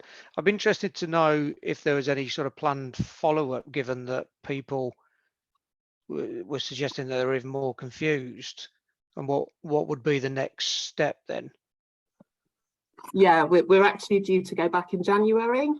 So we did the initial workshop, I think it was July, and one of the takeaways was they were going to organise themselves into whatever groups on whatever basis they decided they needed to, but they really wanted to come up with some practical ways in which they were then going to take what they've discussed in the workshops forward into their sort of curriculum review and thinking about how they might change some of their practices. So we're going back in January to talk with them about that. So that'll be really, really interesting to see what they've come up with. Yeah, fantastic.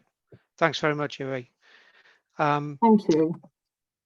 You're welcome. Any other questions for Stuart? Any other points? I think that was I think it was just the sort of last major point. Yeah. Oh, Mel sorry, and Amanzi. Amanzi, my apologies. Sorry, and Mel as well. Mel's had her hand up as well.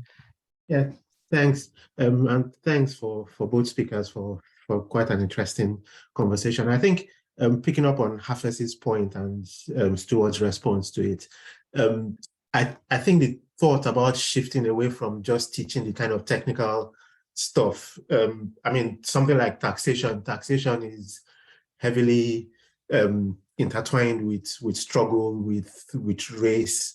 If we think about, you know, the US and the American Revolution was around taxation. If we think about where I come from, Nigeria, in the early 1900s, when the colonial masters were trying to impose tax, we had a series of women's riots, you know, and so things have a history like that.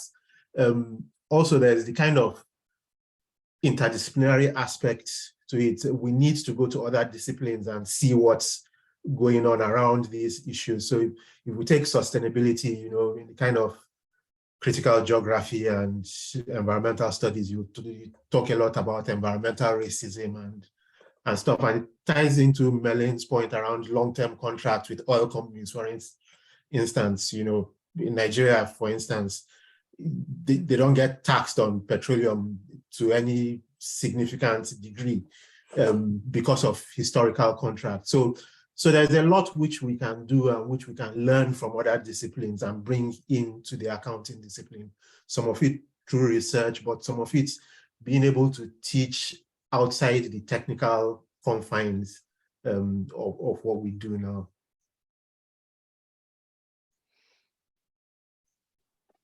Did you want to respond to that, Stuart? No. No, I mean, a good point well made. Let's get Mel and Joan in as well.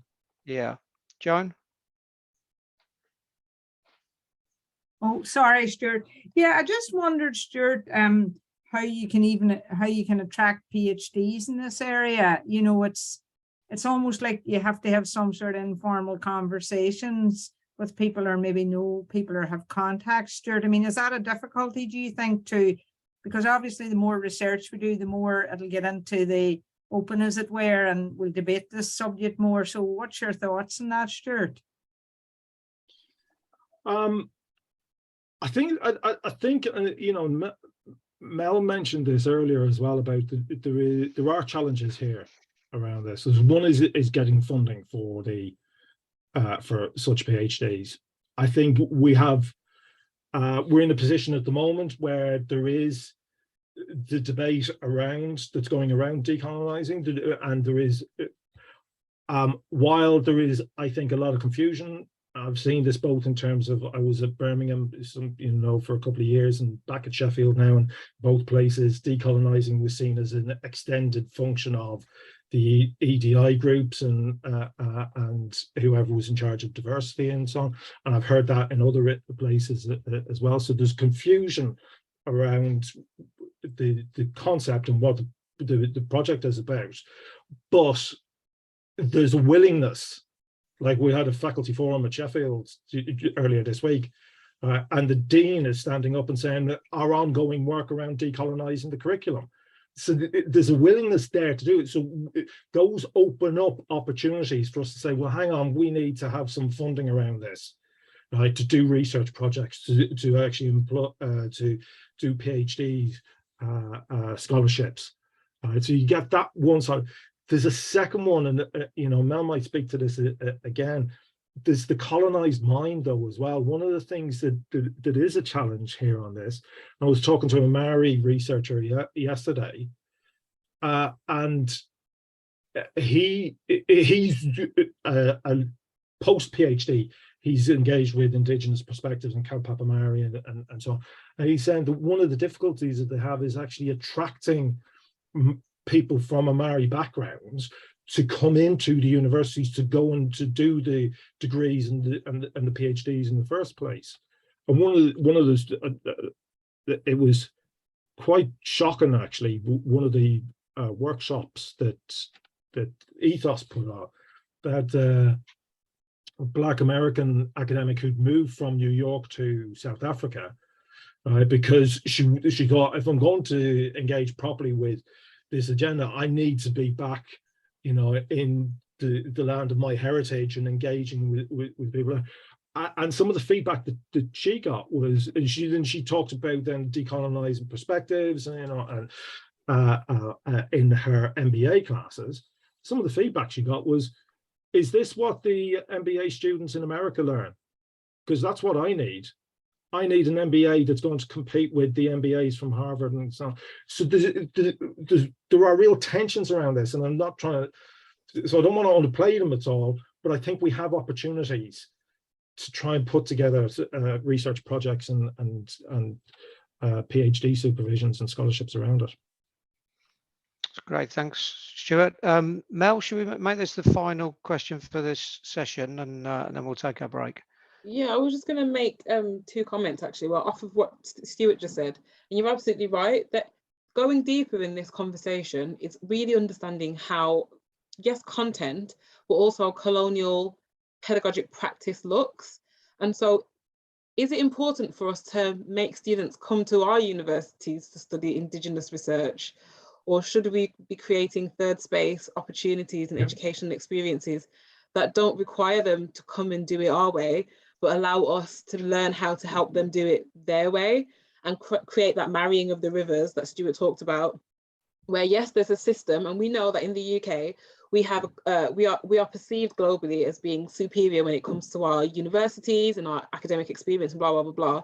Use that power and give power to those Indigenous communities so that they don't have to come and conform to what we say is a good way of education, because they have their own way of doing education, and it may not look structurally the way that ours does, and for sure it doesn't get shared globally the ways that ours does. So use the power that we have to create opportunities for Indigenous peoples or local British people to engage meaningfully with Indigenous peoples without asserting our assumption of dominance over them. I think that's another layer of decolonizing in terms of our academic practice when it comes to research. And then the other thing I was going to feed back on was, I think it was Javez's comment around, like, for example, UK taxation. One of the things that I mentioned, in Stuart backed me up, was that decolonizing isn't always about removing things from the curriculum. So sometimes your subject is just technical. Sometimes that's just what it is, right? Sometimes your topic just needs to be about UK taxation because you're teaching people to work in a UK tax economy. And in that case, it's fine. It doesn't mean you can't look back and see the heritage and the legacies that have come to that, but sometimes that's just what it is. But my view is that students shouldn't go through a whole degree and not be able to question and challenge and see things from a different perspective. But sometimes in that curriculum, the subject is just what it is. And the students have to learn that in order to function in the society. That's okay as well, but it should be contextualized to give them an understanding of how they could change that society that they have to function in. Otherwise, we would be perpetuating the status quo. So it's important not to always feel like decolonising is about completely changing the curriculum and revalidating curriculum. Sometimes it's not that, or sometimes it's not that yet. Sometimes there's other ways that we can make sure students have the competencies to graduate, because essentially that's what most of them come for, is to get a degree to graduate. So they still need to be able to function in society, but we want to give them the space and the mindset to be able to challenge and change that society when they go into it, if that makes any sense. That's great. Thanks, Mel. So apologies for overrun on the break time, but the discussion just seemed to be flowing, and it was interesting and good to keep it going, I thought. So I'm going to suggest we take a quarter of an hour break now and come back for around about 40 minutes or so of discussion. I know this is an opportunity for people to now just jump out, but I think we've seen this is a discussion worth having. And so I'd really encourage you to come back and just remind you that the discussion is about not just our accounting and finance departments, it's about implications for the profession and also our accounting and finance departments. And I guess before that comes our universities, doesn't it? So let's take 15 minutes back at, let's say 20 past, and we'll have another fruitful discussion then, hopefully.